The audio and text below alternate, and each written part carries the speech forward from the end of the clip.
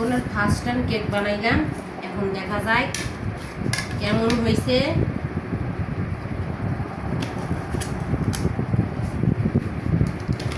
One two three.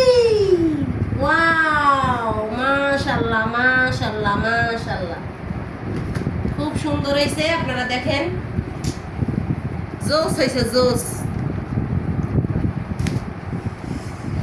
কি করবো ভাই, কিনা খাওয়াইতে পারি না পোলাপানকে, এত দাম।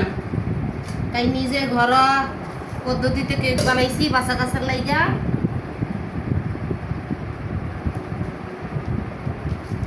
এই যে দেখেন, এদিকটাও দেখেন, পরে নাই, বাদামি কালার হয়েছে।